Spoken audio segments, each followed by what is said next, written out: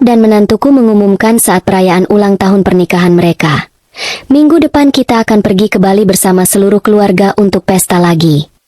Semua orang senang. Lalu aku bertanya kepada mereka, jam berapa berangkatnya? Menantuku menjawab, kamu tidak perlu tahu karena kamu bukan bagian dari kami. Kamu tinggal saja di sini, cuci piring, cuci baju, dan bersih-bersih rumah. Apa yang kukatakan setelah itu membuat mereka berlutut padaku dan menyesal seumur hidup. Sebelum mulai jangan lupa untuk menekan tombol like dan subscribe. Ikuti ceritaku sampai akhir dan komen dari mana kota tempat sahabat menonton agar aku bisa tahu sejauh mana ceritaku telah sampai. Jam di dinding baru menunjuk pukul 4 lewat sedikit ketika aku selesai menanak nasi. Dapur masih remang, tapi tanganku sudah otomatis bergerak. Cek wajan, cek lauk, cek bekal sekolah Dennis dan Kayla. Punggungku sering bunyi, krek, kalau aku terlalu cepat membungkuk. Aku, Hermina, 64 tahun, tinggal di rumah milik almarhum suamiku yang sekarang dibilang orang sebagai rumah Dirga dan Windy. Di surat tanah masih tertulis namaku, tapi di rumah ini aku lebih sering diperlakukan seperti pembantu. Bu, kopi aku mana? Suara Windy terdengar dari ruang tengah. Serak, belum benar-benar bangun, tapi nada perintahnya sudah jelas. Sebentar, enduk, jawabku pelan. Aku menuang kopi, tambahkan gula, lalu bawa ke ruang TV. Windy sudah duduk selonjor di sofa, ponsel di tangan. Ia tidak menoleh saat gelasku letakkan di depan. Nanti jangan lupa setrika dress putih aku. Bu, malam ini ada tamu. Jangan sampai kusut. Malu kalau jelek di foto, katanya. Iya, sahutku singkat. Belum sempat aku kembali ke dapur. Pintu kamar Dirga terbuka. Anakku itu keluar dengan kemeja setengah terpakai sambil menguap. Bu, seragam Dennis belum disiapin? Jam segini kok dia belum mandi? Tegur Dirga. Ini ibu baru selesai masak. Sebentar lagi ibu bangunin. Kataku, kerjaan ibu di rumah cuma itu-itu aja loh. Masa nggak bisa cepat? Windy menimpali. Aku menarik napas pendek. Rasanya ingin menjawab, mengingatkan mereka waktu kecil siapa yang menggendong, siapa yang kerja siang malam. Tapi suaraku cuma tersangkut di tenggorokan. Aku berbalik ke dapur. Di kamar kecil sebelah dapur, Dennis dan Kayla masih meringkuk. Aku duduk di pinggir kasur, mengelus rambut Dennis. Dennis, bangun. Nak, sekolah. Nanti telat. Bisikku. Dennis membuka mata setengah. Nek, aku capek. Boleh bolos? Tidak boleh. Kamu harus rajin, biar nanti nggak susah. Aku menelan sisa kalimat. Kayla menggeliat, memeluk pinggangku. Nenek, gendong, rengeknya. Aku tertawa kecil. Nenek sudah tua. Gendongnya nanti jatuh. Ayo bangun sendiri. Ya. Saat aku bantu mereka ke kamar mandi, suara Windy terdengar lagi, lebih keras. Bu, ini handuk aku mana? Masa aku harus ambil sendiri? Aku udah telat salon. Aku menyekat tangan di kain, lari kecil ke kamar utama, mengambil handuk, menggantungnya di pintu kamar mandi mereka. Windy lewat tanpa sepatah terima kasih. Hari-hariku sudah berlangsung seperti ini bertahun-tahun. Pagi sampai malam memunguti gelas, mencuci piring, menyapu jejak hidup mereka. Kadang aku bertanya dalam hati, sejak kapan posisi ibu berubah jadi pembantu? Mungkin sejak Dirga menikah dengan Windy. Atau sejak aku terlalu sering bilang iya dan jarang bilang tidak.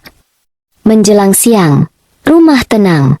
Dirga berangkat ke kantor, Dennis dan Kayla ke sekolah. Windy pergi ke salon dan butik untuk mempersiapkan acara malam nanti. Malam ini ulang tahun pernikahan Dirga dan Windy yang ke-10. Windy bilang akan ada makan malam besar, undang keluarga, beberapa teman kantor, dan orang-orang yang bisa membantu bisnis Dirga. Ini momen penting banget. Bu, jangan bikin malu. Ya, katanya kemarin, makanan harus enak, rumah harus kinclong. Sejak pagi aku sudah memotong ayam, mengulek bumbu, menggoreng kerupuk. Tangan kanan mengaduk sayur, tangan kiri mengelap meja. Sambil bekerja, sesekali aku melirik foto lama di dinding. Aku, suamiku, dan Dirga kecil yang dulu selalu memeluk pinggangku. Sania datang menjelang sore. Adik Dirga itu masih bekerja kontrak di sebuah kantor kecil. Wajahnya lelah tapi matanya lembut. "Ibu belum istirahat?" tanya Sania begitu masuk dan melihat dapur penuh panci. "Dikit lagi selesai," jawabku, tersenyum. Sania langsung menggulung lengan baju. "Biar aku bantu." "Kak Windy di mana?" "Salon," katanya. Sania melirik ke arah ruang tengah, mendengus pelan. "Tiap ada acara, yang repot selalu ibu." "Sudah, jangan ngomel," kataku, meski dalam hati setuju. Menjelang maghrib, rumah berubah. Lampu-lampu dipasang lebih terang. Meja makan ditutup taplak baru, bunga segar di tengah. Aku mondar-mandir dari dapur ke ruang makan membawa ayam panggang, sayur lodeh, sate, dan kue-kue kecil. Satu persatu tamu datang. Saudara-saudara dari pihak almarhum suamiku, beberapa teman kantor Dirga, dan pasangan muda yang mungkin kolega Windy. Mereka tersenyum, memuji dekorasi dan makanan. "Wah, hebat, Ga. Istrimu pintar banget. Semua tertata rapi," ujar salah satu tamu. Aku yang berdiri di dekat pintu dapur hanya menunduk, mengangkat piring-piring kotor. Pujian jarang mampir ke orang yang berdiri di belakang. Di tengah riuh rendah obrolan, Dirga berdiri, memegang gelas. "Bapak, Ibu, saudara-saudara semua," katanya lantang. "Terima kasih sudah datang merayakan 10 tahun pernikahan saya dan Windy." Tamu-tamu menoleh. Beberapa mengangkat gelas ikut bersorak kecil. Aku berhenti sejenak di ambang pintu, memeluk tumpukan piring di dada, memperhatikan anak laki-laki yang dulu aku gendong kini berdiri percaya diri di tengah ruang tamu. "Selain ulang tahun pernikahan," lanjut Dirga, senyum lebar, "malam ini kami juga punya satu pengumuman untuk keluarga besar." Suara tepuk tangan dan seruan kecil terdengar. Semua bersemangat ingin tahu. Aku ikut menunggu, masih berdiri di pinggir ruangan. Bau sabun cuci piring menempel di tangan. Mulai minggu depan, Dirga menahan sebentar, menikmati rasa penasaran orang-orang. "Kami akan pergi ke Bali. Liburan keluarga, sekalian syukuran bisnis." Semua keluarga diajak. Ruang tamu langsung riuh. Ada yang bersiul, ada yang tepuk tangan. Beberapa tante menatap Windy dengan iri. "Wah, mantap. Bali, Ga? Enak bener. Kita-kita diajak semua?" Windy berdiri di samping Dirga, menggenggam lengannya. Gaun putihnya berkilau, wajahnya penuh bedak dan senyum lebar. Ia melambai-lambaikan tangan seolah selebriti. "Iya dong, masa liburan sendiri?" katanya manis. "Nanti kita makan-makan lagi di sana, foto-foto di pantai. Pokoknya harus seru banget."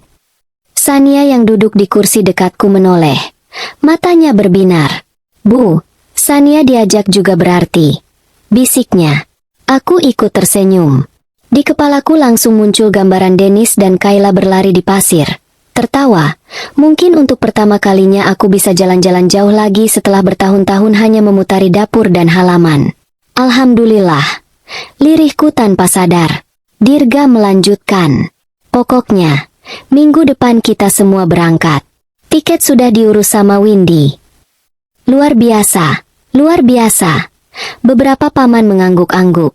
Aku melangkah pelan keluar dari ambang pintu, masih memeluk tumpukan piring. Jantungku berdegup pelan. Rasanya seperti anak kecil yang ingin angkat tangan di kelas. "Dirga," panggilku. Suaraku agak tenggelam di antara suara tawa.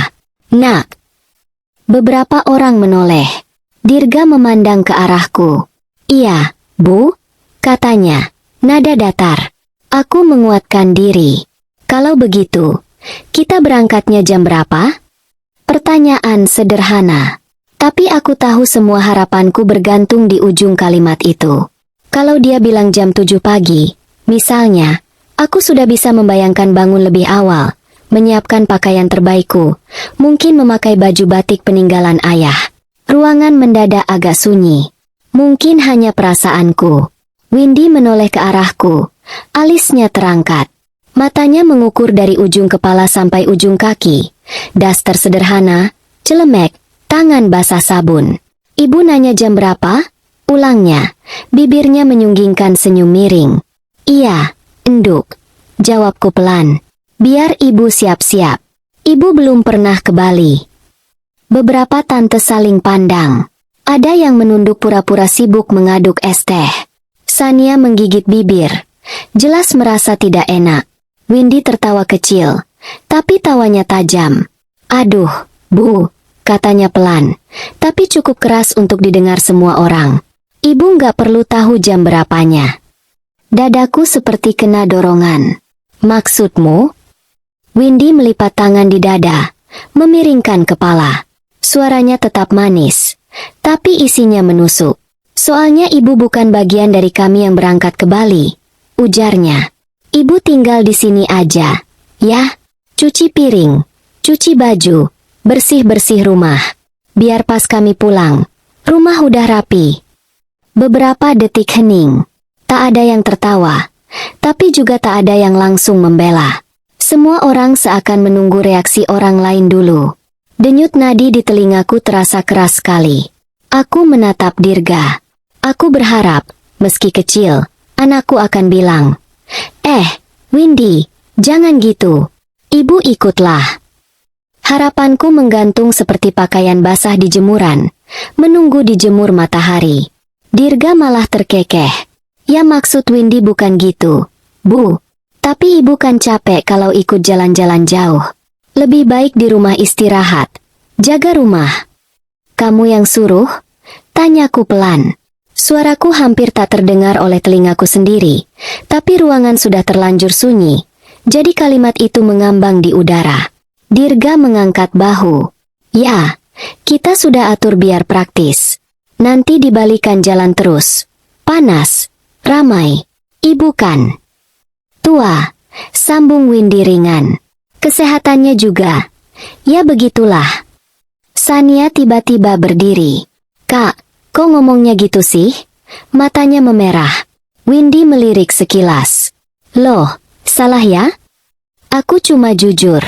Lagian kalau ibu ikut, siapa yang bersihin rumah? Kamu mau ambil cuti terus jadi pembantu? Kan enggak? Kata pembantu tidak keluar dari mulutnya, tapi menggantung jelas di udara. Aku menghitung napas. 1, 2, 3. Setiap hitungan, aku ingat satu pengorbanan. Jual gelang emas untuk biaya kuliah Dirga, pinjam uang sama tetangga, kerja di warung dari pagi sampai malam setelah bapaknya meninggal. Windy, sudah. Dirga mencoba bercanda. Mungkin merasa suasana agak aneh. Pokoknya ibu doakan saja kami selamat. Ya Bu, nanti kalau ada rezeki, kita ajak ibu jalan-jalan lain kali. Lain kali, ulangku dalam hati. Lain kali. Kata yang sama dipakai sejak beberapa tahun lalu. Setiap kali aku bertanya. Selalu, nanti, besok, lain kali. Aku meletakkan tumpukan piring di meja kecil di dekatku. Tangan-tanganku gemetar. Bukan karena beratnya piring, tapi berat yang lain. Seumur hidup, aku belajar diam. Seumur hidup, aku menelan kalimat-kalimat yang seharusnya keluar. Tapi malam itu, di depan keluarga, di depan anakku, sesuatu di dalam diriku seperti pecah. Aku melangkah ke tengah ruangan. Baba dan tante yang duduk di sofa spontan menggeser badan, memberi jalan. Semua mata tertuju padaku. Dirga, panggilku, lebih jelas. Windy. Bu, sudahlah, jangan bikin, Windy berbisik. Tapi aku memotong. Diam dulu. Kataku tenang. Suaraku mengejutkanku sendiri. Sekali ini saja, kalian dengar ibu sampai selesai. Dirga menegakkan badan. Bu, ini tamu. Justru karena ada tamu, aku menatapnya lurus. Ibu mau bicara. Aku menarik napas panjang. Tenggorokanku kering, tapi kata-kata mengalir juga. Baik, kataku pelan tapi tegas. Malam ini ibu mengerti. Mulai sekarang, anggap saja ibu memang bukan bagian dari kalian. Seseorang di sudut ruangan tersedak minuman. Sania menutup mulut. Matanya melebar. Arti ibu di rumah ini cuma tukang masak, tukang cuci, tukang bersih. Kalian bilang ibu nggak ikut karena ibu bukan bagian dari kalian. Baik. Aku mengangguk kecil. Tapi ingat baik-baik kata-kata ibu ini. Aku menatap satu-satu. Dirga, yang bibirnya mengeras. Windy, yang wajahnya mulai kehilangan senyum. Saudara-saudara yang gelisah di kursi. Suatu hari nanti, lanjutku. Saat kalian jatuh, saat semua orang yang kalian banggakan sekarang ini pergi meninggalkan kalian satu persatu, kalian akan cari ibu. Kalian akan datang ke ibu sambil berlutut, minta tolong, minta maaf. Jantungku menghentak keras. Tanganku bergetar, tapi aku tidak mundur. Dan waktu itu tiba, belum tentu ibu masih mau menolong. Sania tertawa kecil tanpa humor. Seperti tidak percaya ibu yang biasanya lembut bisa mengucapkan kalimat setajam itu. Beberapa tamu menunduk, pura-pura sibuk dengan ponsel. Tapi aku tahu mereka mendengar jelas. Bu, ini sudah keterlaluan. Suara Dirga akhirnya keluar. Nada marah bercampur malu. Ibu bikin malu kami di depan orang. Malu? Aku mengulang. Selama ini yang malu ibu. Gah. Waktu orang lain mengira ibu pembantu di rumah sendiri. Waktu kalian bentak-bentak ibu di depan anak-anak kalian. Tapi ibu diam. Windy menghela napas kasar. Sudahlah, Bu. Jangan main drama di acara orang. Kalau ibu nggak mau ikut ke Bali ya sudah. Tapi jangan mendoakan yang jelek-jelek. Aku menatapnya lama. Ibu tidak pernah mendoakan yang jelek. Jawabku. Yang jelek itu cara kalian memperlakukan orang tua. Aku memutar badan, kembali ke arah dapur. Punggungku terasa lebih tegak dari biasanya. Di belakangku, suara-suara pelan mulai bercampur lagi. Tapi ada jarak yang baru.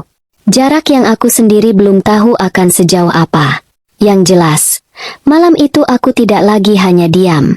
Dan aku tahu, kata-kata yang baru keluar dari mulutku tidak akan berhenti di ruangan itu saja. Tamu-tamu mulai pulang satu persatu. Senyum mereka canggung. Ucapan selamat terdengar setengah hati. Beberapa tante memelukku cepat, berbisik. Sabar ya, Min. Lalu buru-buru keluar seperti takut ikut terseret masalah. Begitu pintu terakhir tertutup, rumah berubah sepi. Hanya suara sendok beradu pelan. Aku yang membereskan piring di meja makan. Windy melempar sepatu hak tingginya ke sudut ruang. Wajahnya tegang. Gila, benar-benar bikin malu. Gumamnya. Dirga masih berdiri di tengah ruang tamu. Dasi sudah ia longgarkan, tapi rautnya lebih kaku dari saat pidato. Ia menatapku. Rahangnya mengeras. Bu, suaranya datar. Apa tadi ibu sadar ngomong apa? Aku tumpuk piring ke baki, berusaha tetap tenang. Ibu cuma jawab apa yang kalian bilang. Jawab. Windy mendekat. Tertawa pendek. Yang ibu lakukan itu bukan jawab, tapi mengutuk. Di depan semua orang lagi. Aku menatap ke lantai. Kalian bilang ibu bukan bagian dari keluarga. Ibu cuma mengembalikan kalimat itu. Ibu itu keterlaluan. Dirga membentak. Sekian lama kami tinggal serumah. Masa cuma gara-gara tidak diajak liburan ibu ngomel begitu? Kita sudah atur semuanya. Tiket. Hotel, acara. Ibu malah bikin drama. Aku menoleh pelan. Ini bukan soal liburan, Dirga. Lalu soal apa? Ia mendekat. Suaranya meninggi. Kami sudah kasih ibu tempat tinggal, kasih makan. Ibu numpang di rumah ini. Aku tersenyum miris. Numpang. Kata itu menggantung di kepalaku. Rumah ini dibangun suamiku dengan gajinya sebagai sopir. Dengan uangku yang dulu kerja di warung sampai larut. Sertifikatnya masih ada di lemari. Atas nama siapa aku tahu betul. Tapi mulutku menahannya. Sania yang dari tadi diam di sudut tiba-tiba berdiri. Kak, jangan ngomong numpang dong. Ini rumah almarhum bapak juga. Kalau nggak ada ibu, kakak nggak bakal sekolah setinggi ini. Windy mengangkat alis. Sania, kamu jangan ikut-ikutan. Ini urusan kami sama ibu. Kamu cuma datang pas senang-senang aja. Kamu nggak tahu apa-apa. Aku tahu satu hal. Sania menatap kakaknya. Cara kakak ngomong ke ibu dari tadi itu keterlaluan. Cukup. Dirga menggebrak meja. Gelas yang masih berisi minuman berguncang. Sania, kamu kalau mau nginap ya nginap. Kalau nggak ya pulang. Jangan menghasut. Aku mengangkat tangan, memberi isyarat ke Sania agar diam. Sudah, Sania, kamu istirahat aja. Biar ibu yang bersihin semuanya. Windy mendengus. Seperti biasa. Tak lama kemudian mereka masuk kamar. Pintu dibanting. Rumah kembali sepi. Aku sendirian di ruang makan yang masih penuh remah kue dan noda tumpahan. Pelan-pelan, aku mulai bergerak. Mencuci piring, menyapu lantai, mengelap meja. Gerakan yang sudah seperti napas. Tapi malam itu, ada sesuatu yang berbeda. Saat aku menggosok piring, aku melihat pantulan wajahku di permukaan air sabun. Keriput, mata bengkak, rambut memutih.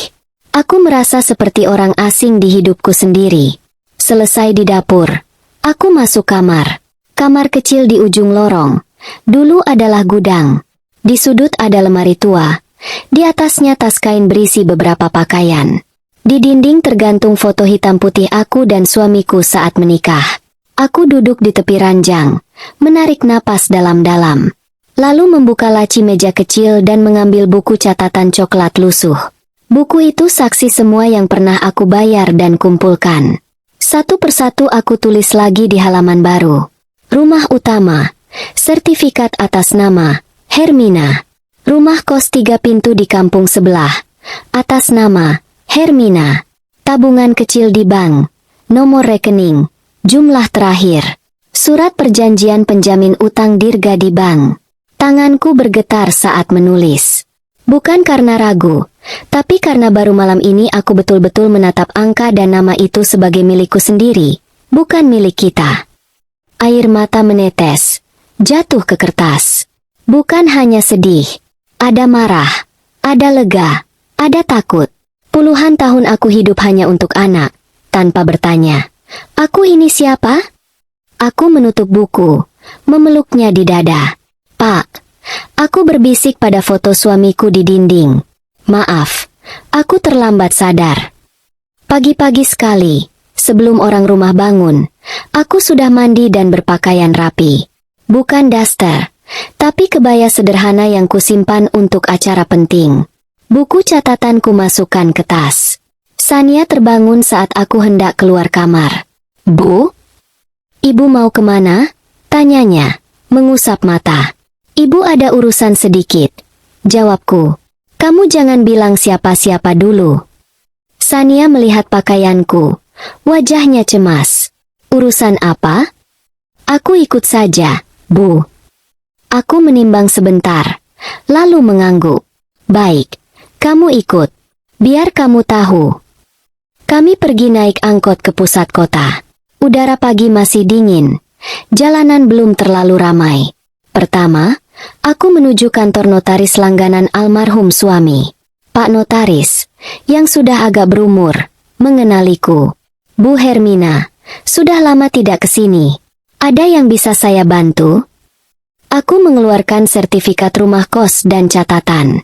Saya mau ubah surat wasiat dan kepemilikan rumah kos. Pak, saya mau nanti rumah kos itu jatuh ke Sania. Sania menatapku kaget. Bu, kok tiba-tiba? Aku menoleh padanya. Kamu anak ibu juga. Tapi selama ini semua yang ibu punya cuma dipakai untuk kepentingan kakakmu.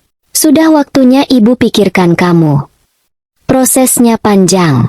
Ada formulir, tanda tangan, penjelasan. Notaris beberapa kali memastikan aku yakin.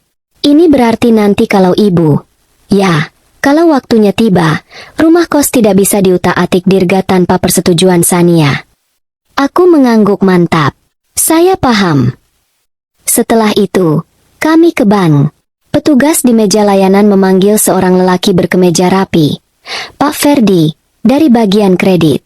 Bu Hermina penjamin utama fasilitas usaha atas nama Dirga Kusuma. katanya sambil membuka berkas. Ada yang ingin didiskusikan? Aku duduk tegak. Saya ingin mengajukan agar kedepannya saya tidak lagi menjadi penjamin utang Dirga. Pak, kalau ada perpanjangan atau tambahan pinjaman, tolong tidak memakai nama saya lagi. Pak Ferdi mengernyit. Ibu yakin? Konsekuensinya besar untuk usaha anak ibu. Saya sudah terlalu sering menanggung konsekuensi, jawabku. Kali ini biar dia yang belajar. Di sebelahku, Sania menggenggam tanganku kuat-kuat. Keluar dari bank, kaki rasanya ringan meski badan letih. Di halte, aku menatap langit yang mulai terang. San, kamu masih ingat Bu Endang? Tanyaku. Teman ibu yang punya warung itu? Sania mengangguk. Ingat. Ibu mau tinggal di sana dulu, kataku. Bantu-bantu di warung. Ibu sudah tidak mau lagi tinggal di rumah ini dalam posisi seperti sekarang. Sania terdiam lama. Terus di rumah? Biarkan mereka benar-benar merasakan hidup tanpa ibu, kataku pelan. Selama ini mereka pikir ibu cuma pelengkap. Sore itu, ketika Dirga dan Windy sibuk di luar, aku pulang sebentar. Mengemas beberapa potong baju, buku catatan, dan foto keluarga kecil. Di meja makan, aku letakkan kunci rumah. Di sampingnya, selembar kertas. Mulai hari ini, rumah ini resmi milik kalian sendiri. Tanpa ibu, tanpa tenaga ibu, tanpa hati ibu. Aku melangkah keluar gerbang dengan satu koper kecil. Tidak ada yang mengantar, tidak ada yang menahan. Hanya suara roda koper bergesek di paving, dan dalam hati, satu kalimat kecil. Sekarang giliran aku hidup untuk diriku sendiri. Pagi pertamaku di rumah Bu Endang terasa aneh. Bukan karena tempatnya, tapi karena tubuhku bingung harus ngapain kalau tidak langsung lari ke dapur jam 4 subuh. Rumah Bu Endang kecil, menempel dengan warungnya. Di depan ada etalase kaca berisi gorengan dan kue basah. Di dalam ada meja kayu dan rak-rak penuh bahan makanan. Aku tidur di kamar sempit di belakang, tapi rasanya lebih lapang dari kamar gudang di rumah Dirga. Ibu nggak usah kebanyakan kerja dulu, kata Bu Endang sambil menjerang air. Adaptasi dulu, nanti malah sakit. Aku sudah biasa kerja dari pagi, Endang, jawabku. Kalau dia malah pusing. Bu Endang tertawa. Ya sudah, bantu bungkus nasi uduk aja, yang ringan-ringan. Aku duduk di bangku kecil, membungkus nasi, menabur bawang goreng. Ada lelah, tapi ada juga perasaan aneh. Setiap gerakan yang kulakukan di sini bukan lagi kewajiban sebagai ibu yang tak dihargai, tapi kerja yang dihitung dan dianggap. Jam 7, warung mulai ramai. Orang-orang lewat beli sarapan. Beberapa mengenaliku. Loh, Bu Hermina di sini sekarang? Tanya seorang ibu. Iya, bantu-bantu, jawab Bu Endang. Biar nggak sendirian di rumah. Mereka mengangguk, tidak banyak bertanya. Dunia terus jalan. Siangnya, saat warung sepi, Sania datang tergopoh-gopoh. Wajahnya kusut, rambutnya berantakan. Bu, ia langsung memelukku erat. Kak Dirga marah-marah waktu baca surat ibu. Aku mengelus punggungnya. Ibu sudah duga. Dia bilang ibu egois, ninggalin rumah begitu saja, bikin dia malu sama tetangga. Suara Sania bergetar. Padahal waktu aku bilang ibu sudah capek, mereka malah nyalahin aku ikut menghasut. Aku menarik napas panjang. Pak Yanto sama Bu Siti bilang apa? Mereka cuma bilang ke kakak, ibu juga manusia. Gak, kata Sania lirih. Tapi kakak nggak dengar. Windy malah semakin sinis. Katanya, bagus, sekarang kita beneran bebas. Tinggal cari pembantu baru. Kata-kata itu menusuk, tapi aku sudah menyiapkan diri. Biarkan saja. Mereka belum sadar. Beberapa hari berikutnya, kabar tentang rumah itu mulai datang sedikit-sedikit, seperti angin bocor dari celah jendela. Bu Siti mampir ke warung ketika beli gula. Min, di rumah sana berantakan. Pembantu baru bertahan 2 hari. Nggak kuat dengan Windy. Dennis terlambat sekolah. Kayla suka nangis di teras. Mereka panggil-panggil nama ibu. Dadaku menegang. Bayangan Dennis berdiri di depan pagar memanggil, "Nenek!" Berkelebat di kepala. "Kenapa nggak kamu balik aja, Min?" Tanya Bu Siti hati-hati. Kasihan cucu-cucu. Aku menatap meja. Kalau aku balik sekarang, mereka akan pikir aku nggak bisa hidup tanpa mereka. Pola yang sama akan berulang. Aku nggak mau. Bu Siti mengangguk pelan, meski wajahnya masih ragu. Suatu sore, aku baru selesai mencuci piring warung ketika ponsel Sania berdering terus-menerus. Itu ponsel kantor kecil yang kadang ia titipkan di warung saat mengantar barang. Nama Dirga berkedip di layar. "Angkat saja," kataku. Sania menggeleng. Aku takut kakak marah-marah lagi. Akhirnya, aku mengambil ponsel itu dan menggeser tombol hijau. "Halo?" Diam sebentar. Lalu suara Dirga terdengar. "San? Kok lama banget?" Ia berhenti. "Bu?" "Iya, ini ibu," jawabku. Beberapa detik hanya ada suara nafas di seberang. "Ibu di mana sekarang?" "Sudah bukan urusanmu." Hampir keluar, tapi kutahan. "Ibu baik-baik saja." "Aku mau ngomong," katanya. Nada suaranya bukan minta maaf, lebih ke nada orang yang sedang butuh sesuatu. "Besok ibu bisa ke rumah? Kita perlu bicara." "Apa yang mau dibicarakan?" tanyaku. Dirga menarik napas panjang. "Masalah bisnis. Bang katanya mau review lagi soal pinjaman. Katanya, ibu sudah datang ke sana, bilang tidak mau jadi penjamin lagi. Itu benar?" "Benar," jawabku. "Aku sudah terlalu tua untuk menanggung risiko utangmu." "Bu, ini usaha aku." Suaranya meninggi. "Kalau fasilitas kredit dipotong, proyek-proyek bisa berhenti. Karyawan bisa kena imbas." "Ibu tega?" Aku menggenggam ponsel erat. "Tega? Kamu tanya ibu tega atau tidak? Waktu kamu bilang ibu bukan bagian dari keluarga, kamu pakai kata tega juga tidak?" "Itu cuma ucapan Windy yang kelewatan." Dirga defensif. "Aku kan cuma ikut bercanda."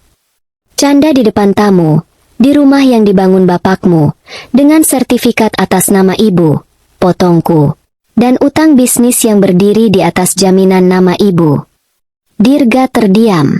Lalu, pelan, ia berkata, "Sekarang bukan waktunya bahas itu. Yang penting usaha ini jalan dulu. Aku butuh ibu ke bank. Bilang ibu mau jamin lagi. Hanya formalitas kok. Bukannya nanti yang diuntungkan anak cucu ibu juga?" Aku menutup mata. Motifnya jelas. Bukan karena menyesal, tapi takut kehilangan kenyamanan hidup. "Tidak, Ga," ucapku akhirnya. Suaraku datar, tapi di dalam terasa seperti memotong daging sendiri. "Ibu tidak akan lagi memberikan nama ibu untuk menanggung resikomu. Kalau kamu mau usaha, jalankan dengan kakimu sendiri." "Bu!" Dirga membentak. "Jangan egois.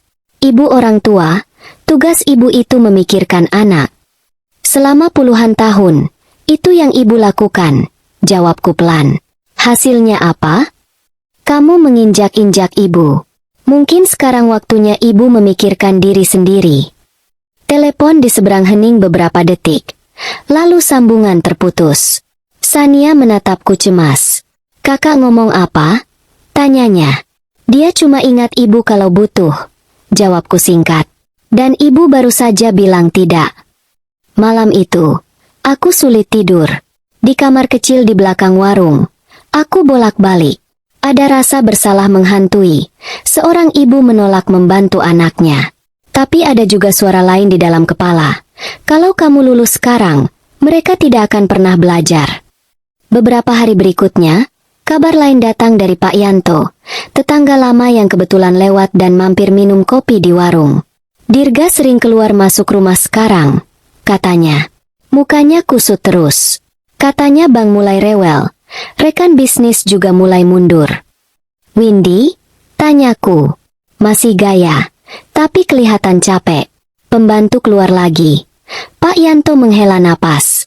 Denis sama Kayla kadang main ke rumah saya. Kos kaki, baju bau dapur. Mereka bilang kangen neneknya. Dadaku seperti diremas. Aku kangen mereka juga, gumamku. Bu Endang duduk di sampingku, menepuk pahaku. Pelan-pelan, Min. Kalau kamu balik sekarang karena kasihan, mereka nggak akan pernah sadar. Tapi kalau kamu keras sedikit, mungkin suatu hari mereka akan benar-benar datang, bukan cuma karena butuh uang. Aku menatap tanganku yang penuh garis. Aku nggak minta mereka hancur. Endang, kataku. Aku cuma ingin mereka ngerti rasanya menghargai orang tua. Kadang orang baru ngerti setelah kepalanya kebentur keras. Jawab Bu Endang pelan. Aku tidak tahu sekeras apa benturan yang akan datang. Yang aku tahu, untuk pertama kalinya dalam hidup, aku bertahan pada kata, tidak, meski setiap bagian dari diriku ingin lari dan memeluk anakku. Seminggu setelah telepon terakhir dari Dirga, pagi di warung berjalan seperti biasa. Aku bungkus nasi uduk, Bu Endang menyiapkan gorengan. Di radio kecil di rak, terdengar iklan paket liburan ke Bali. Aku refleks menoleh. Sesuai rencana, mereka jadi berangkat hari ini? Tanya Bu Endang pelan. Kayaknya iya. Jawabku. Mereka nggak pernah batal kalau urusan senang-senang. Sania masuk tergesa-gesa. Masih pakai tas kerja. Bu, aku nggak ikut ke bandara. Katanya cepat. Kak Dirga sempat marah karena aku membela ibu. Aku malas lihat Windy gaya-gayaan. Aku mengangguk. Di satu sisi, ada bagian dari diriku yang lega. Kalau Sania ikut, aku khawatir dia jadi sasaran kemarahan lagi. Menjelang siang, setelah warung agak sepi, aku harus ke kota untuk mengambil bahan dari grosir. Bu Endang menyodorkan uang dan daftar belanja. Naik bus aja, Min. Lebih murah, katanya. Aku mengangguk, memasukkan daftar ke tas kain. Di halte, aku berdiri menunggu. Udara panas, tapi angin sesekali lewat. Bus belum datang ketika sebuah mobil minibus hitam mengerem di dekat lampu merah tak jauh dari halte. Jendela belakang terbuka. Sekilas, aku melihat Denis dan Kayla di kursi, seragam santai warna cerah, masing-masing memegang bantal leher. Mah, nenek, itu nenek, ya? Suara Denis samar tertiup angin. Aku menoleh. Mata kami bertemu sepersekian detik. Denis mengejutkan badan. Kayla ikut melongok. Nenek, teriak Kayla. Tangan kecilnya melambai. Aku juga mengangkat tangan. Tidak terlalu tinggi, hanya cukup supaya mereka tahu aku melihat. Di kursi depan, aku melihat Windy menoleh sebentar, lalu cepat-cepat menarik tirai kecil jendela. Dirga menatap lurus ke depan. Kedua tangannya menggenggam kemudi erat-erat. Mobil bergerak maju saat lampu hijau. Denis sempat menempelkan telapak tangan ke kaca. Aku tidak mendengar suaranya lagi, hanya melihat bibirnya bergerak memanggil, "Nenek," sebelum mobil menjauh. Dadaku panas. Rasanya ingin lari mengejar, mengetuk jendela, memeluk cucu-cucuku. Tapi kakiku menempel di tanah. Bus datang. Pintunya terbuka dengan suara desis. Aku naik pelan. Duduk di kursi dekat jendela. Tanganku masih bergetar. Ini pilihanmu. Aku mengingatkan diri sendiri. Kalau kamu lemah sekarang, semua akan kembali seperti dulu. Di Bali, hidup mereka mungkin penuh foto dan senyum. Itu hanya dugaanku. Aku tidak melihat langsung, tapi bisa membayangkan dari cara Windy selalu memegang ponsel. Foto di pantai, makanan mahal, pakaian serasi. Yang aku tahu pasti, 3 hari setelah mereka berangkat, ponselku berdering dengan nomor Dirga. Saat itu aku duduk di teras warung setelah maghrib. Kaki pegal, tapi hati lumayan tenang. Sania sudah pulang ke kos. Bu Endang di dapur menyiapkan pesanan. Aku menatap layar sebentar. Nama Dirga menyala. Kudekatkan ponsel ke telinga. Halo? Suara bising terdengar di belakang. Musik, orang tertawa, suara ombak atau angin. Lalu suara Dirga masuk, terdengar tegang. Bu? Iya, ini ibu. Bu, bisa bicara sebentar? Nada suaranya beda. Tidak sekeras waktu di telepon bank, tapi jelas bukan nada anak yang kangen ibu. Lebih seperti orang yang baru dapat masalah besar. Bisa, ada apa? Tanyaku. Dia menarik napas panjang di seberang. Tadi siang aku dapat telepon dari Pak Ferdi. Ibu kenal, kan? Yang dari bank. Aku mengangguk meski dia tidak melihat. Iya. Dia bilang, kalau ibu tetap tidak mau jadi penjamin, fasilitas kredit kita bakal diturunkan. Kontrak besar dengan klien bisa dibatalkan. Bu, ini serius. Proyek yang kemarin aku cerita itu, yang jadi kebanggaan keluarga, semua bisa tumbang. Aku bisa membayangkan wajahnya, kening berlipat, mata melirik sekitar, mungkin mencari tempat di mana Windy tidak mendengar. Lalu, aku menunggu. Aku minta ibu pikir ulang, katanya. Besok aku bisa minta Pak Ferdi temui ibu. Jelaskan lagi. Ini demi masa depan. Demi Dennis dan Kayla. Kalau usaha ini jatuh, mereka juga yang kena imbas. Ada jeda di antara kalimatnya, dan aku menangkapnya jelas. Dia tidak bilang, demi ibu, hanya, demi masa depan, demi bisnis, demi anak-anaknya. Di kalimat itu, aku hanya alat. Dirga. Aku menyebut namanya pelan. Kalau ibu setuju lagi, apa yang akan berubah? Apa maksud ibu? Suaranya mengeras sedikit. Selama ini ibu selalu iya. Ibu jual gelang, cincin, tanah kecil yang ibu dapat dari orang tua. Ibu jamin semua utangmu. Waktu usahamu mulai berhasil, kamu pindah ke rumah ini, bawa Windy, bawa anak-anak. Lalu, apa yang ibu dapat? Aku menahan napas sebentar. Ibu dapat tempat tidur di gudang, dan status sebagai pembantu. Bu, kok diungkit sekarang? Dirga terdengar kesal. Aku lagi butuh bantuan, bukan ceramah. Aku lagi jelaskan kenapa jawabannya tidak. Kataku tegas, lebih tenang dari yang kurasa. Dia terdiam sesaat. Jadi ibu benar-benar tega lihat usaha aku hancur? Lihat aku dihina orang? Ibu lupa dulu aku anak kecil yang ibu rawat? Aku menatap lantai teras yang kusam. Aku tidak lupa. Justru karena aku ingat. Aku berani bilang tidak sekarang. Kalau aku terus mengalah, kamu akan tetap seperti ini, mengira orang tua hanya dompet dan tenaga cadangan. Di belakang, terdengar suara Windy. Ini ibu kamu?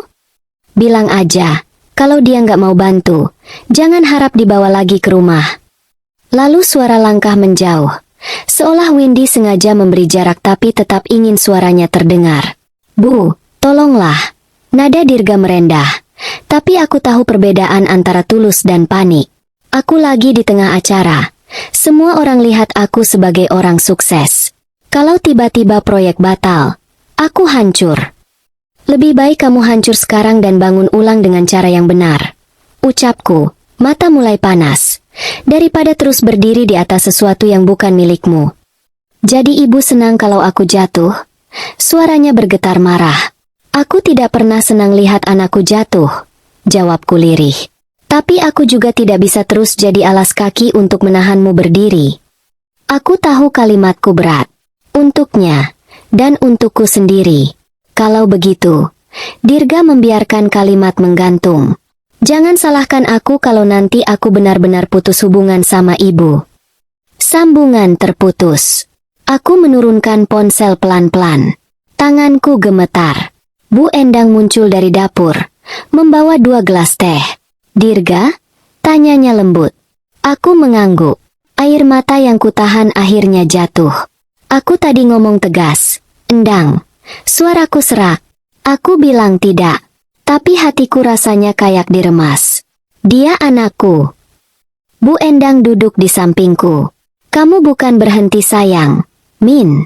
Kamu cuma berhenti membiarkan dirimu diinjak. Aku terdiam. Di kepalaku, gambar-gambar berputar. Dirga kecil yang dulu lari-lari di halaman. Dirga remaja yang kutunggu pulang les. Dirga dewasa yang berdiri di tengah ruangan mengatakan aku numpang di rumah sendiri. Selama ini aku yang salah juga. Aku berbisik. Aku yang bikin dia terbiasa. Semua permintaannya aku turuti. Aku pikir itu artinya sayang. Ternyata aku hanya mengajarkan dia bahwa ibu tidak punya batas. Aku mengusap wajah, menghapus air mata. Mungkin ini pertama kalinya aku jadi orang tua yang benar, kataku. Bukan cuma sumber uang dan tenaga. Malam itu, aku duduk lama di teras. Angin bergerak pelan. Di kejauhan, suara kendaraan lalu lalang. Entah apa yang terjadi di balik sana. Mungkin mereka masih tertawa di restoran mahal. Mungkin Dirga sibuk berpura-pura tenang di depan tamu. Yang jelas, untuk pertama kalinya sejak suamiku meninggal, aku membuat keputusan besar bukan demi anakku, tapi demi diriku sendiri. Dan tanpa aku sadari, keputusan itu akan jadi tembok pertama yang membuat hidup Dirga dan Windy pelan-pelan retak. Beberapa hari setelah telepon dari Bali, rumah itu mulai ramai lagi. Bukan ramai suara tawa, tapi ramai kabar yang dibawa orang. Dirga kelihatan kusut. "Min," kata Pak Yanto suatu sore di warung. Katanya baru pulang dari Bali, tapi muka kayak habis disiram cuka. Windy juga ngomel-ngomel di teras. Pembantu baru sudah mau kabur. Aku hanya mengangguk, menuangkan kopi ke gelasnya. Di dalam kepala, ada suara kecil yang bilang, "Ini baru awal." Sania datang malam harinya. Wajah pucat, duduk di bangku warung tanpa pesan apa-apa. Hanya memeluk tasnya. "Ada apa?" tanyaku. "Kak Dirga makin aneh, Bu," jawabnya pelan. "Sejak pulang, tiap hari teleponan sama Pak Ferdi. Katanya bangga yakin sama jaminan. Kontrak belum beres. Kakak stres." "Itu konsekuensi," kataku, meski hatiku ikut sesak. Kalau dari awal usahanya bersandar terus ke ibu, ya goyah begini. Sania menggigit bibir.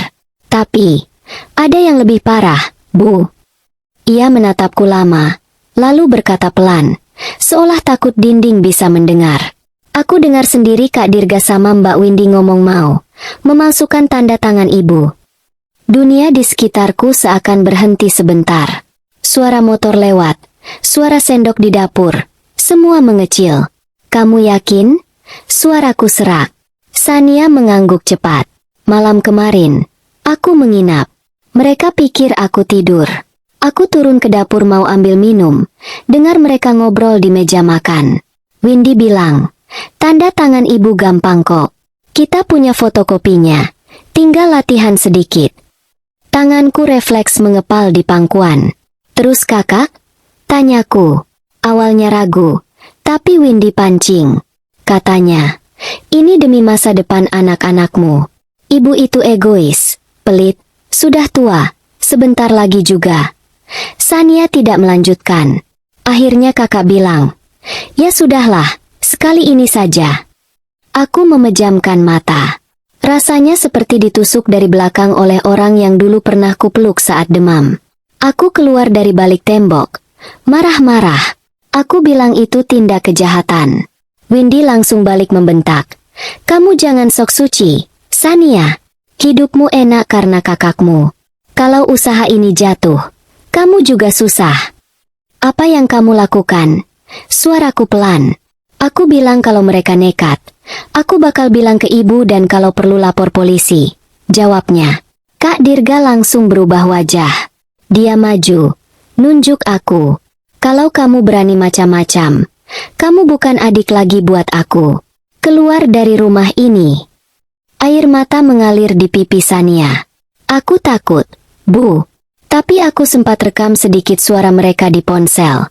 Buat jaga-jaga. Aku mengulurkan tangan, memegang tangannya. "Kamu sudah cukup berani. Sisanya biar waktu yang ajar mereka." "Bu, kalau sampai benar-benar dipakai tanda tangan itu, ibu yang kena juga," katanya cemas. Aku menarik napas panjang. Kalau mereka memalsukan, itu tanggung jawab mereka. Bukan berarti ibu harus kembali dan menyelamatkan. Kata-kataku terdengar tegas, tapi di dalam, perutku mual. Sulit menerima kenyataan bahwa anak dan menantuku bisa sejauh itu. Beberapa hari setelah pengakuan Sania, kabar lain datang lagi. Kali ini dari Bu Siti.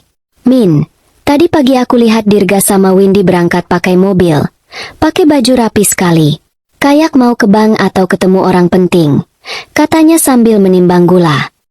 Mukanya tegang. Windy sampai bentak Dennis yang minta ikut. Aku mengangguk. Mungkin ketemu Pak Ferdi. Sisa hari itu aku gelisah. Di warung, tanganku beberapa kali salah hitung uang. Bu Endang sampai menegur. Kamu nggak usah mikir macam-macam dulu. Katanya, kalau mereka sudah main curang, cepat atau lambat kebongkar. Kamu cuma bisa jaga dirimu. Malamnya, hujan turun deras. Atap seng warung berisik. Pelanggan sudah pulang. Tinggal aku, Bu Endang, dan radio kecil yang menggumam pelan. Sania mengirim pesan singkat. Bu, aku lembur di kantor. Pulang agak malam. Jangan nunggu. Sekitar jam 11. Aku sudah di kamar belakang, tapi mata tidak mau pejam. Suara hujan seperti langkah-langkah berat di atas kepala. Aku mengingat Dirga kecil yang dulu takut petir. Selalu lari ke pelukanku tiap langit menggelegar. Malam ini entah dia di mana, pikirku. Aku tidak tahu kejadian persisnya, tapi nanti aku akan mendengar cerita yang sama dari banyak mulut. Dari polisi, dari Pak Ferdi, dari Sania yang mendengar versi Windy di rumah sakit. Malam itu, setelah pertemuan tegang dengan pihak bank dan Pak Ferdi, Dirga dan Windy pulang naik mobil. Di dalam ruang rapat, Pak Ferdi katanya sudah menyinggung soal kejanggalan tanda tangan, tentang kemungkinan audit, tentang risiko hukum. Kami akan cek keabsahan dokumen. Kalau terbukti ada pemalsuan, bisa berbahaya untuk bapak dan ibu. Begitu kurang lebih kata Pak Ferdi. Keluar dari gedung, wajah Windy pucat. Di parkiran ia meledak. Ini semua gara-gara ibu kamu, teriaknya ke Dirga. Kalau dia mau tanda tangan baik-baik, kita nggak perlu susah-susah begini. Jangan bawa-bawa ibu. Dirga balas, tapi suaranya sendiri penuh panik. Kamu yang suruh aku tanda tanganin. Mereka masuk mobil dengan emosi bercampur. Hujan makin deras, membuat kaca depan buram. Wiper bergerak cepat. Tapi pandangan tetap sulit. Di jalan raya, lampu-lampu kendaraan memantul di aspal basah. Windy masih bicara. Kata-katanya seperti peluru. Kamu laki-laki apa bukan? Ga? Dikit-dikit takut. Usaha ini kalau jatuh, kita balik rumah sempit. Tahu? Aku nggak mau hidup miskin lagi. Diam dulu, Wind. Dirga menggenggam setir. Jari-jarinya putih. Kepalaku pusing. Ponselnya bergetar di dashboard. Nama Pak Ferdi muncul. Mungkin mau menambah kabar buruk. Dirga mengulurkan tangan untuk mengambil. Pandangannya hanya sebentar lepas dari jalan. Di saat yang sama, sebuah truk di depan mengerem mendadak karena genangan besar. Ban mobil Dirga menginjak air. Oleng. Rem diinjak. Tapi malah terkunci. Mobil berputar sedikit. Lampu-lampu jalan berputar seperti diputar tangan. Windy menjerit. Suaranya menembus deru hujan, menembus kaca, menembus malam. Mobil menghantam pembatas jalan dengan bunyi logam patah. Kaca pecah, air dari luar seperti menerjang masuk. Lalu, untuk beberapa detik yang panjang, tidak ada apa-apa selain bunyi hujan dan mesin yang merintih. Malam itu, aku masih terbaring di kasur tipis di belakang warung, menatap langit-langit. Aku hanya merasa dadaku sesak, seperti ada sesuatu yang akan pecah. Aku tidak tahu kenapa air mataku mengalir sendiri, padahal tidak ada kabar apa-apa. Aku baru tahu keesokan paginya, lewat ketukan keras di pintu warung dan wajah panik Sania, bahwa di jalan raya licin itu, hidup Dirga dan Windy sudah berubah selamanya dalam satu benturan. Pagi itu, ketukan di pintu warung tidak seperti biasanya. Bukan 3 kali pelan, tapi serentak, keras, terburu-buru. Bu Endang yang sedang menyiapkan lontong sayur menoleh kaget. Siapa sih? Pagi-pagi udah mau jebol pintu, gumamnya. Aku berjalan ke depan, mengelap tangan di celemek. Begitu pintuku buka, Sania berdiri di sana. Wajahnya pucat, rambut berantakan, napas tersengal seperti habis lari jauh. Bu! Suaranya pecah. Kak Dirga sama Mbak Windy. Kecelakaan. Dunia berhenti sejenak. Suara jalanan, suara radio, semua menjauh. Apa? Hanya itu yang bisa keluar dari mulutku. Sania menangis keras. Mobilnya nabrak pembatas jalan tadi malam. Hujan deras. Sekarang mereka di rumah sakit. Keadaannya parah, Bu. Tanganku refleks mencari pegangan, meraih kusen pintu. Kaki rasanya lemas. Di rumah sakit mana? Tanyaku pelan. Rumah sakit Harapan Sejahtera, yang di jalan besar itu. Aku baru dari sana. Perawat bilang keluarga lain harus segera datang buat urus administrasi. Bu Endang datang dari belakang. Wajah cemas. Ya Allah! Aku menarik napas panjang, berusaha menahan tubuhku supaya tidak rubuh. Sekarang mereka gimana? Masih sadar? Kak Dirga masih di ruang pemulihan, belum bisa banyak gerak. Dokter bilang tulang belakangnya kena. Suara Sania bergetar. Mbak Windy juga. Banyak luka, wajahnya cedera. Mereka dua-duanya harus operasi dan terapi lama. Kata-kata, tulang belakang, dan wajah menancap di kepala.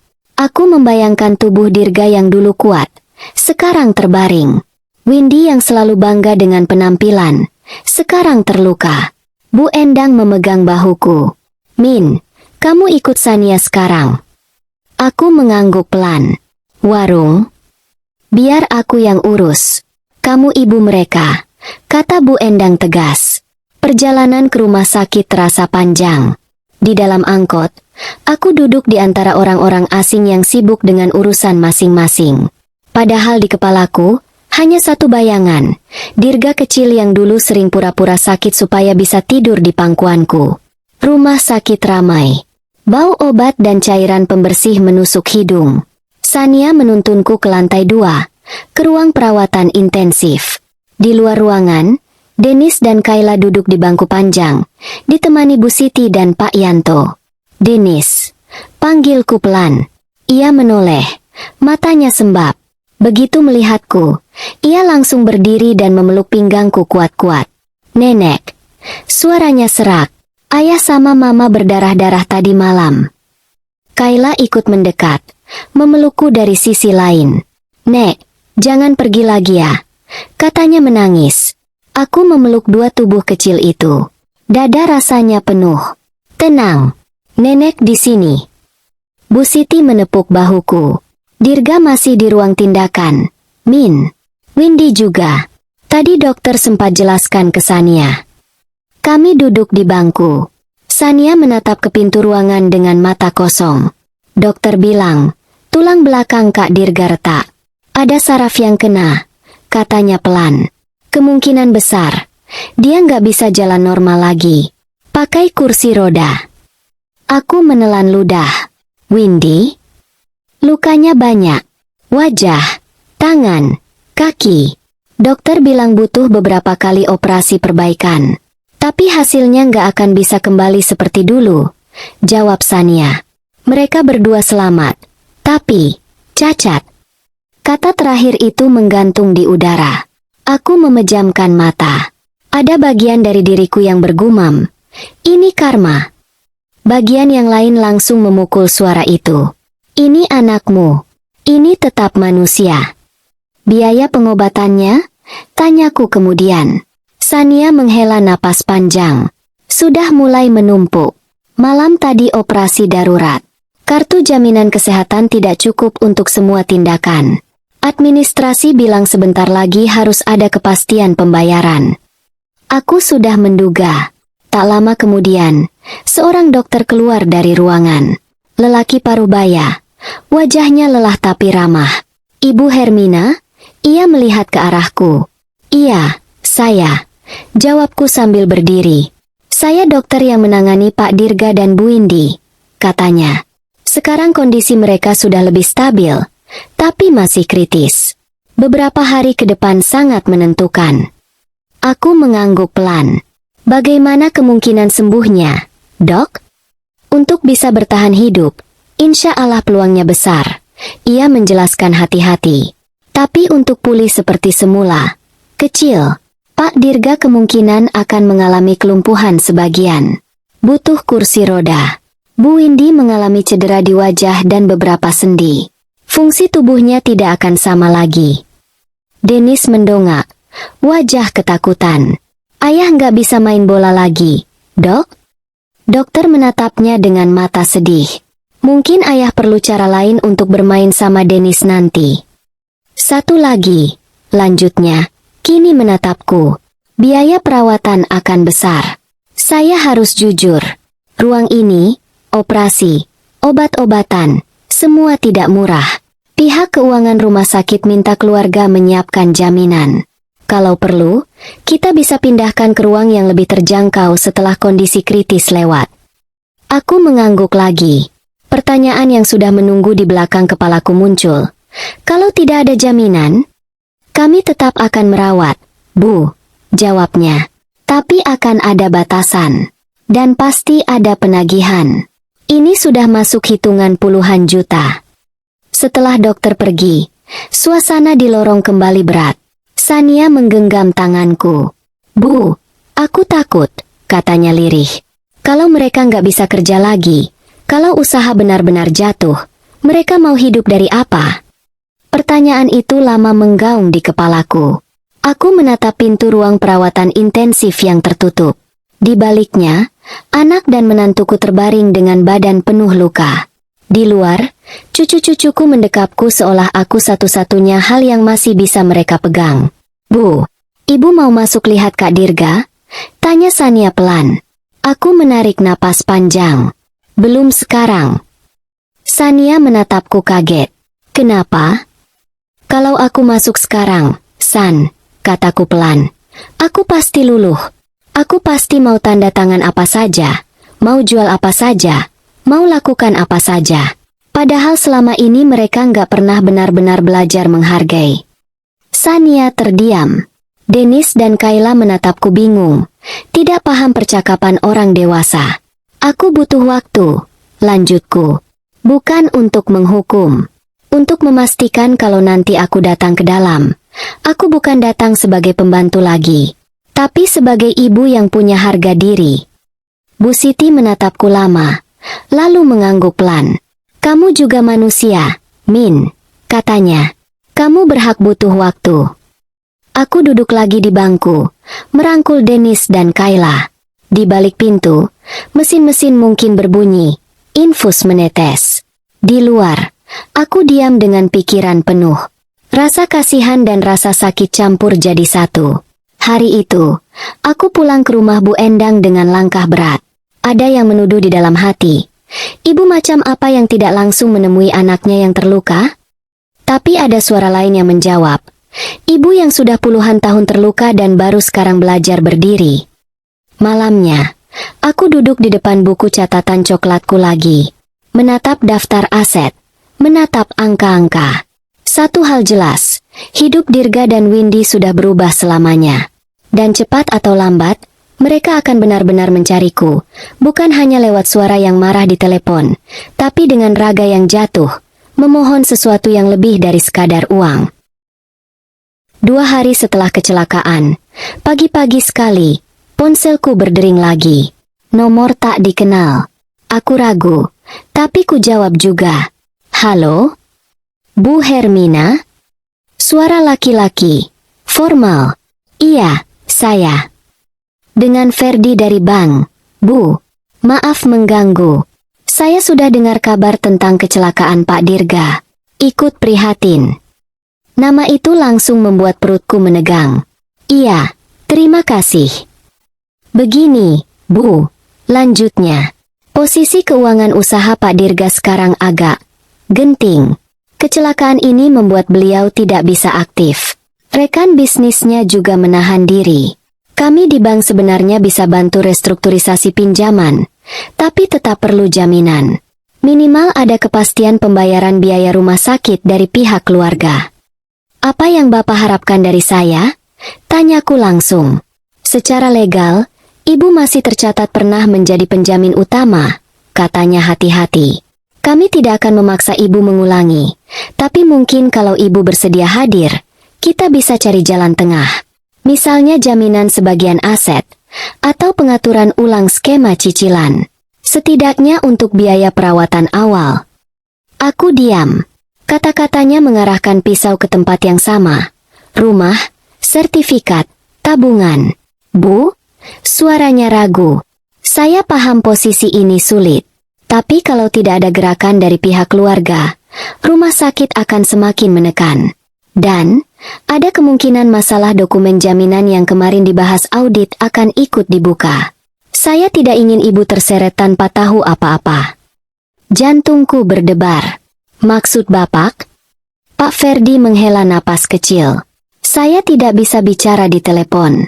Tapi saya sudah lihat berkasnya. Ada tanda tangan ibu yang, bagaimana ya, terlihat berbeda dari data lama.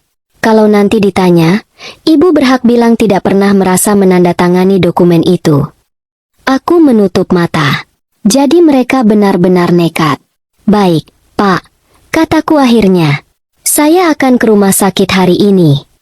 Lorong rumah sakit terasa lebih panjang dari sebelumnya. Bau obat, suara langkah perawat, bunyi roda berangkar. Sania berjalan di sampingku, memeluk map berisi hasil cek dan surat-surat. Dokter bilang Dirga sudah bisa diajak bicara sebentar. Katanya pelan. Windy juga. Tapi mereka masih lemah. Dennis dan Kayla tidak di lorong. Kata Sania, Bu Siti mengajak mereka pulang dulu untuk mandi dan istirahat. Mungkin memang lebih baik begitu.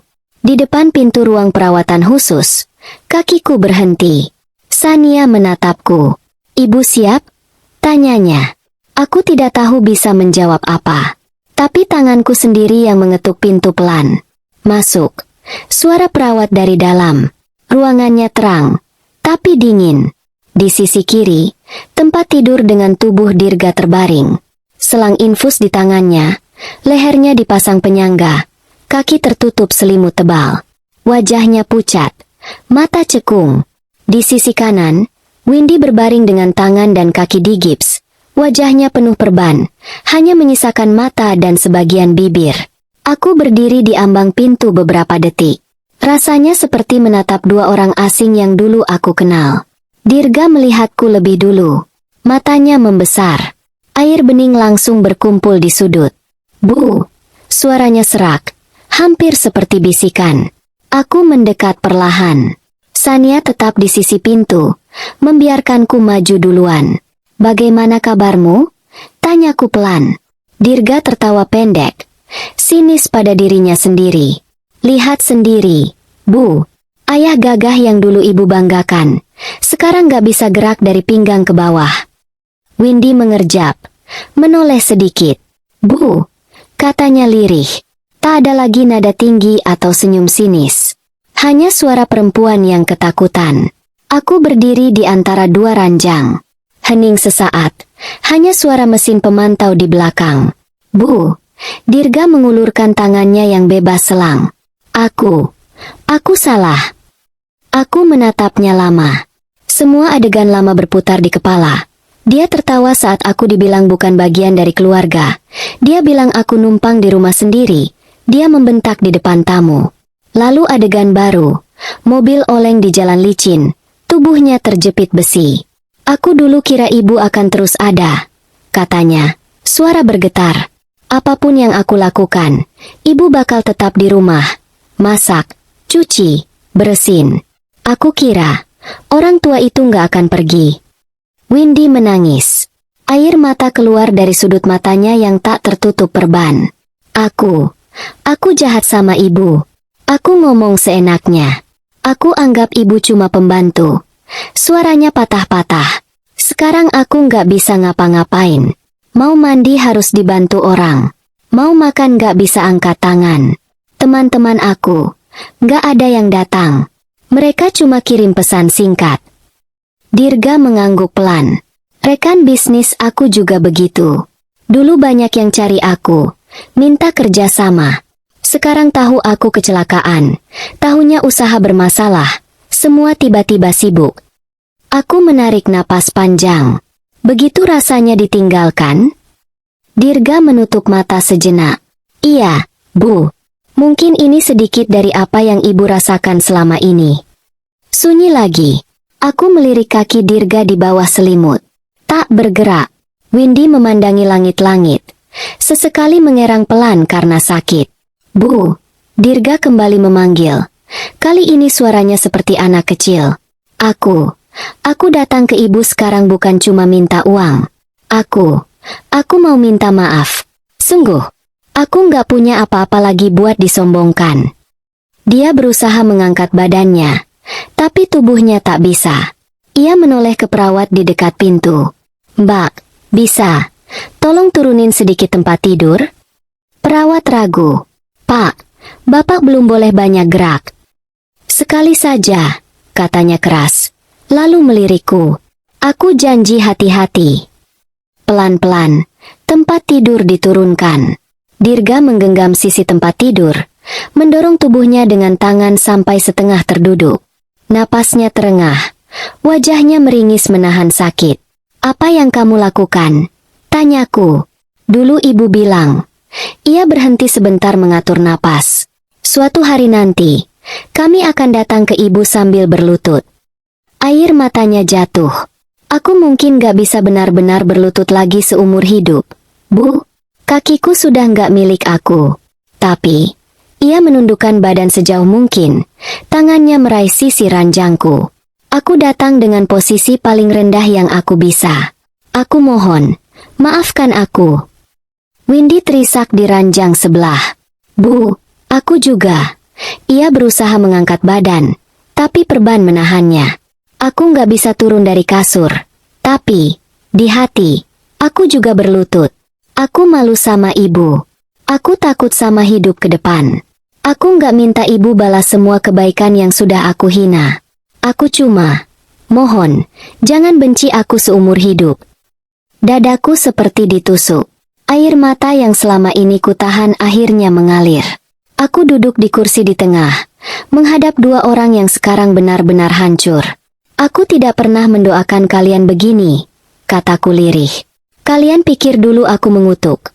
Padahal aku cuma mengingatkan bahwa cara kalian memperlakukan orang tua akan kembali ke kalian. Dirga terisak. Sekarang aku tahu, Bu. Dan aku nggak bisa lari dari itu. Aku marah, lanjutku. Sangat marah. Bukan hanya karena kata-kata kalian. Tapi karena kalian pakai nama dan tanda tangan ibu untuk hal-hal yang bahkan ibu tidak tahu. Mereka berdua terdiam. Jelas mengerti maksudku. Pak Ferdi sudah bicara, kataku. Aku bisa bilang ke semua orang bahwa tanda tangan itu palsu.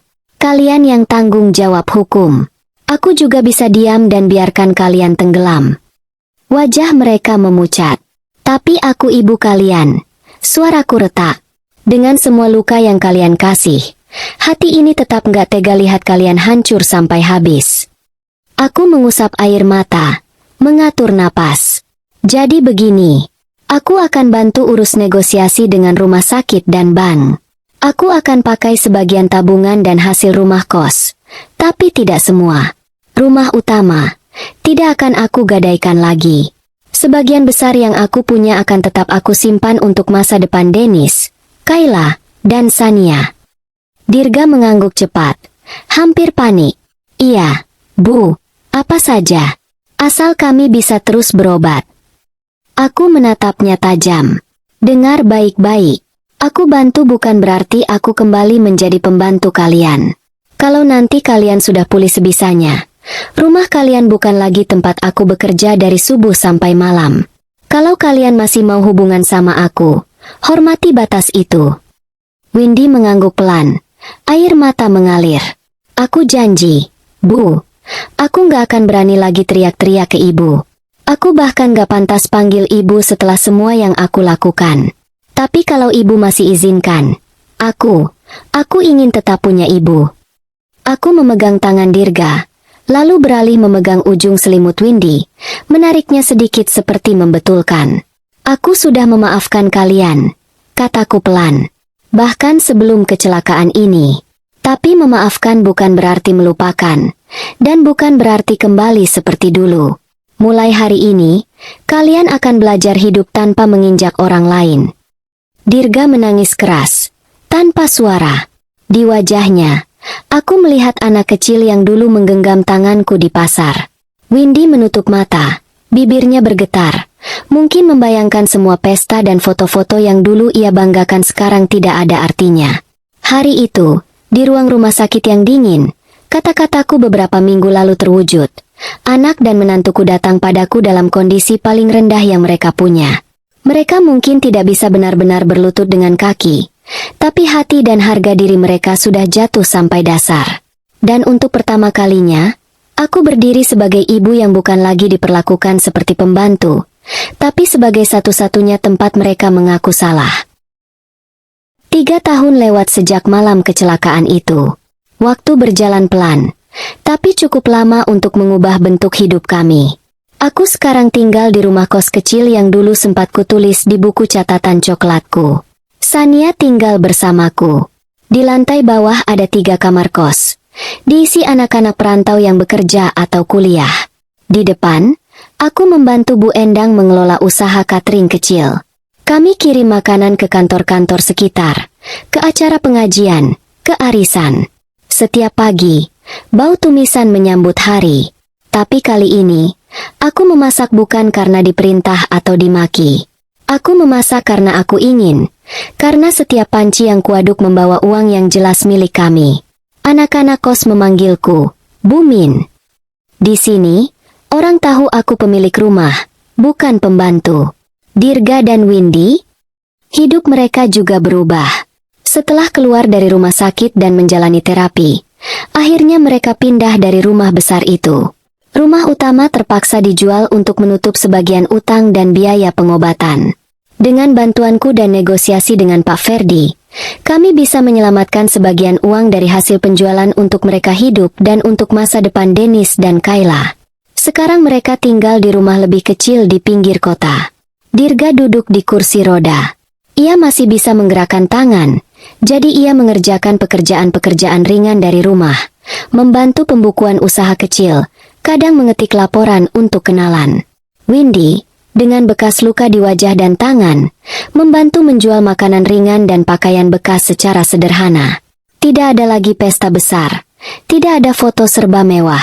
Setiap kali aku berkunjung, aku melihat cara mereka menatapku, selalu dengan campuran rasa bersalah dan syukur.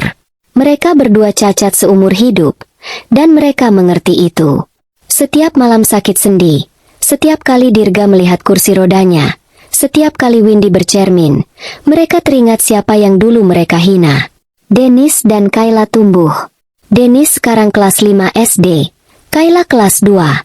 Wajah mereka semakin mirip Dirga waktu kecil, tapi sikap mereka padaku berubah jauh.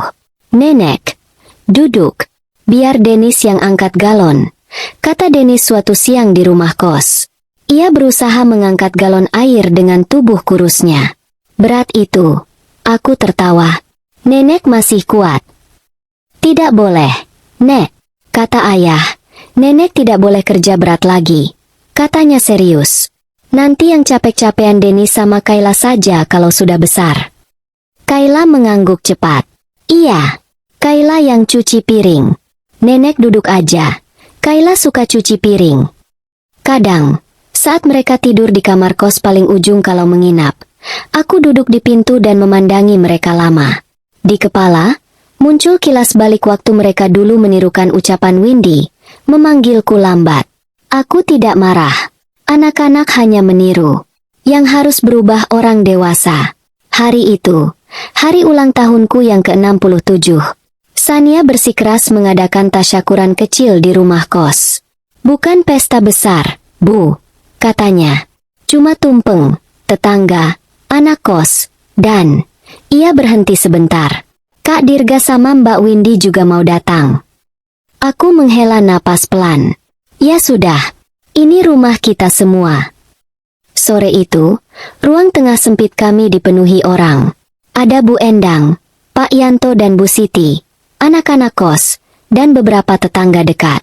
Di meja ada tumpeng kecil, lauk sederhana.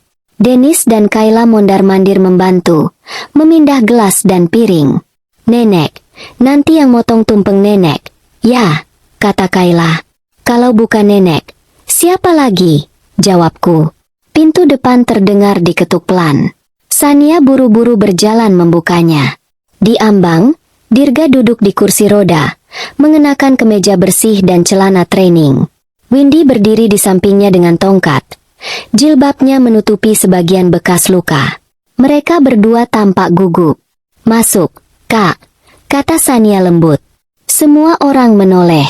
Dennis dan Kayla langsung lari. "Ayah!" seru Dennis, memeluk bahu Dirga dari belakang. "Mama, hati-hati," kata Kayla, memegang tangan Windy.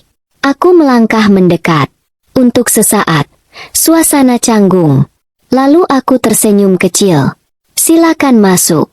Kursi rodanya sini." "Gah, biar dekat." Dirga menatapku. Matanya berkaca-kaca. "Selamat ulang tahun, Bu," katanya pelan. "Maaf kami terlambat. Jalan macet." "Tidak apa," jawabku. Windy menyerahkan sebuah kotak kecil, dibungkus kertas sederhana. "Ini tidak seberapa, Bu. Kami kumpulkan dari sedikit uang yang bisa kami sisihkan." Aku menerimanya. "Terima kasih. Yang penting niatnya." Kami mulai acara kecil itu. Doa dipimpin Pak Yanto. Sederhana tapi hangat. Setelah itu, aku memotong tumpeng. Orang-orang bersorak pelan. "Ibu kasih potongan pertama ke siapa?" tanya Bu Endang sambil terkekeh. Aku menatap tumpeng sebentar. Lalu aku ambil piring, menaruh sedikit nasi dan lauk, dan melangkah ke arah Dirga dan Windy. "Untuk kalian berdua," kataku. Mereka terkejut. Dirga mengulurkan tangan gemetar, menerimanya. "Bu, aku tidak bisa mengembalikan waktu," aku melanjutkan, cukup keras supaya semua mendengar. "Kalian juga tidak bisa menghapus apa yang terjadi. Tapi hari ini, aku ingin kita berhenti hidup hanya di masa lalu." Windy mengusap sudut matanya. Kami masih sering merasa tidak pantas menerima kebaikan ibu." "Memang," aku menjawab jujur. Beberapa orang tertawa kecil. Suasana mencair. "Tapi Tuhan kasih kalian kesempatan kedua. Kalian cacat seumur hidup, dan itu tidak berubah. Setiap sakit, setiap kursi roda yang kalian dorong, itu pengingat.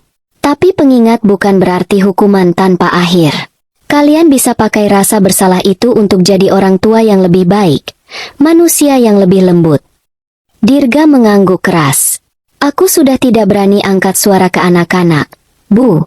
Kalau Dennis atau Kayla ngomong tentang nenek dengan hormat, aku yang pertama kali bilang, iya. Aku selalu bilang ke mereka, tanpa nenek, kita semua sudah habis." Windy menatapku. "Aku juga belajar banyak, Bu. Wajah aku sudah tidak seperti dulu. Awalnya aku marah, malu, merasa hidupku berakhir. Tapi setiap kali aku lihat cermin, aku ingat bagaimana dulu aku menertawakan ibu. Sekarang, setiap cuci piring, tiap sapu lantai rumah kecil kami, aku anggap itu cara aku menebus sedikit dari yang dulu aku lakukan." Aku menghela napas pelan. Ada rasa puas yang aneh. Bukan karena mereka sengsara, tapi karena mereka benar-benar mengerti. Karma bekerja, tapi tidak menutup pintu perbaikan. Setelah makan, anak-anak kos membereskan piring. Dennis dan Kayla rebutan. "Biar Dennis saja yang cuci, Nenek." "Tidak, Kayla juga mau." Aku tertawa. "Kalian berdua bantu. Tapi hati-hati, jangan pecah." Dirga memperhatikan dari kursi rodanya. "Dulu aku tidak pernah suruh anak-anak bantu ibu," katanya lirih. Aku pikir, biarkan saja. Kan ada ibu buat semua. Sekarang, aku melihat sendiri bagaimana capeknya. Aku duduk di sampingnya. "Setidaknya kalian baru sadar sekarang, bukan nanti saat aku sudah tidak ada." Ia menoleh, mata merah. "Bu, aku tahu aku tidak bisa menebus semuanya. Tapi sampai aku mati nanti, aku akan terus minta maaf, dan berusaha jadi anak yang lebih baik. Walau cuma lewat kata-kata dan sikap." "Jangan cuma kata," kataku pelan. "Buktikan dengan terus menghormati. Kalau aku sakit, kalian datang bukan dengan perintah, tapi dengan niat. Kalau Dennis dan Kayla nanti dewasa, ajari mereka memperlakukan orang tua lebih baik dari yang kamu lakukan ke aku dulu. Itu cukup. Malam mulai turun. Tamu-tamu pamit satu persatu. Dirga dan Windy juga bersiap pulang. Sania membantu mendorong kursi roda sampai ke pintu. Aku titip anak-anak, kata Dirga. Kalau suatu hari aku benar-benar tidak bisa apa-apa, aku hanya berharap mereka tetap dekat sama ibu. Aku juga titip kamu, balasku. Rawat dirimu semampumu. Jangan lagi kamu anggap ibu itu orang yang numpang. Tanpa ibu, kalian sudah tahu rasanya kehilangan. Dia mengangguk kuat. Kami tidak akan lupa, Bu. Kata-kata malam dimakan malam itu. Sekarang rasanya seperti kenyataan yang menampar kami tiap hari. Aku tersenyum kecil. Dulu kamu bilang aku bukan bagian dari kalian. Sekarang kamu tahu, tanpa aku, kalian tidak punya tempat untuk pulang. Mobil sewaan kecil menunggu di depan. Sania membantu Windy naik, lalu melipat kursi roda. Dennis dan Kayla berlari kembali memelukku sekali lagi. Nenek, nanti akhir pekan kami datang lagi, ya? Kata Dennis. Boleh, jawabku. Tapi jangan lupa belajar. Saat mereka pergi, aku berdiri di depan rumah kos, memandang lampu belakang mobil yang mengecil. Di belakangku, suara anak-anak kos tertawa, suara piring beradu, suara Bu Endang memanggil. Untuk pertama kalinya, aku merasa benar-benar utuh. Aku masih seorang ibu, masih seorang nenek, tapi aku juga Hermina, perempuan yang punya hidup sendiri. Dan aku tahu, mulai hari itu sampai akhir umurku, kalau ada yang menyebut aku bukan bagian dari keluarga, aku bisa tersenyum dan menjawab dalam hati, justru sekarang, aku memilih jadi bagian dari keluarga yang benar-benar tahu menghargai, termasuk diriku sendiri.